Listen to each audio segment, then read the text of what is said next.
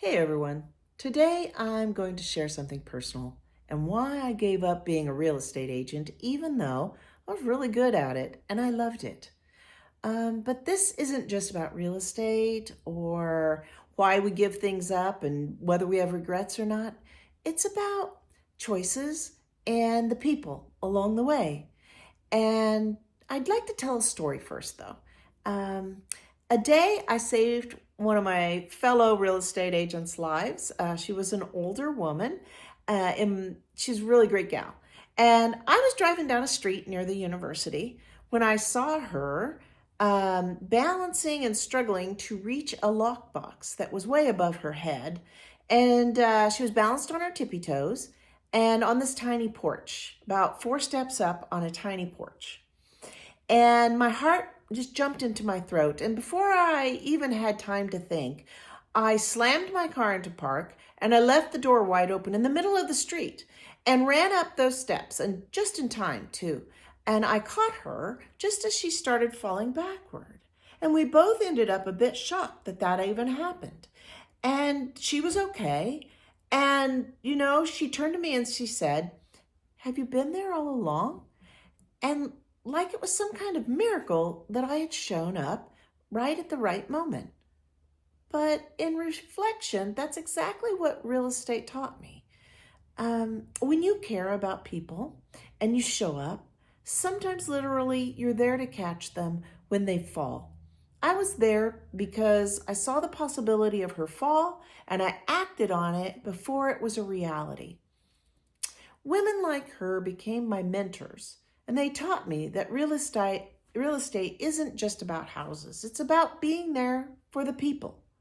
And whether it is a coworker falling off some steps from the home or home buyers during one of the biggest transitions of their lives, you're there because you're paying attention to the details.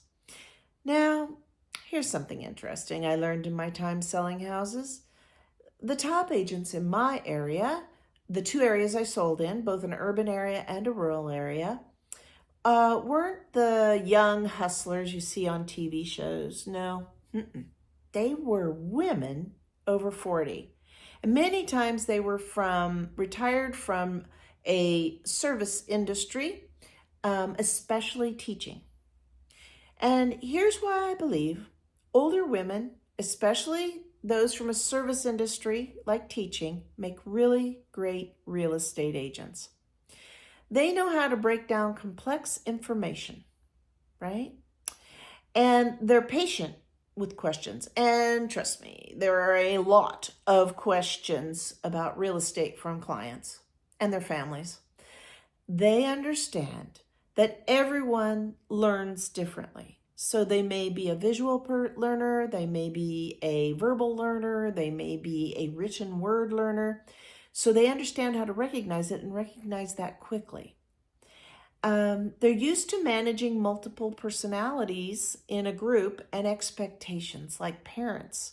There are a lot of parents involved in real estate. And then as the parents get older, there are a lot of children involved in the real estate for the older folks.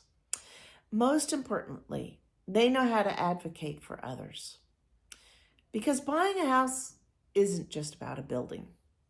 It's about helping families make some of their most important decisions, dealing with everyone's opinions, and trust me, everyone has an opinion.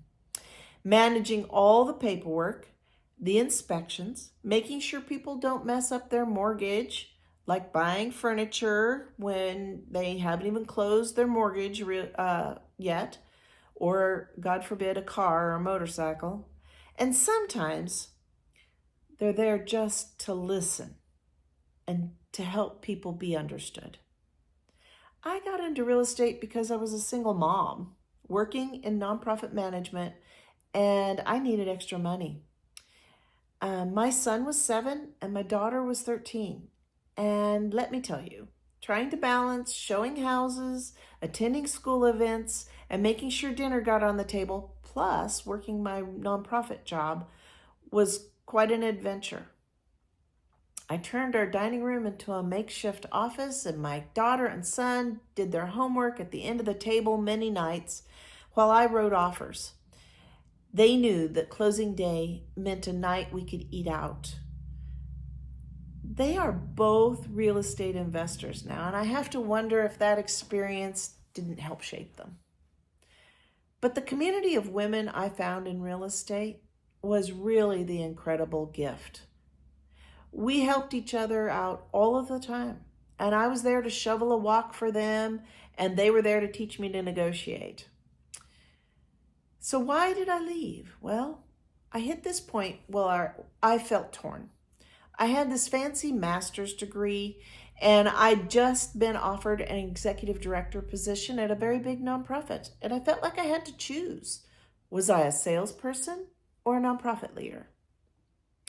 The truth is, it wasn't just about the job titles.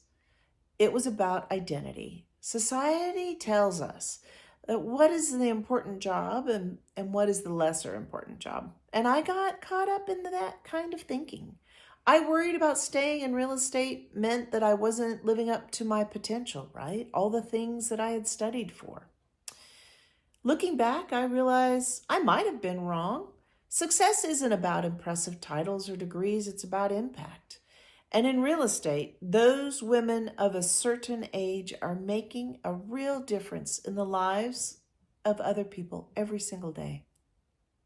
Each of these represents families' dreams coming true, a first-time buyer who thought they'd never afford a home, a retired couple downsizing to start their next chapter, a single parent, like I was, finding a safe place to raise my kids. I chose nonprofit work, and you know what? I've done great. But sometimes I drive past houses that I sold, and I remember the stories and the people, the other women in my office, and our conversations. The funny thing is, I use so many of my real estate skills in my nonprofit work, building trust and managing expectations, bringing people together for a common goal. It's all the same. Maybe the real lesson here is what is our expectation and how does it shape us in ways that we really don't see coming? And the people we meet along the way are the greatest gifts. Here's what I learned.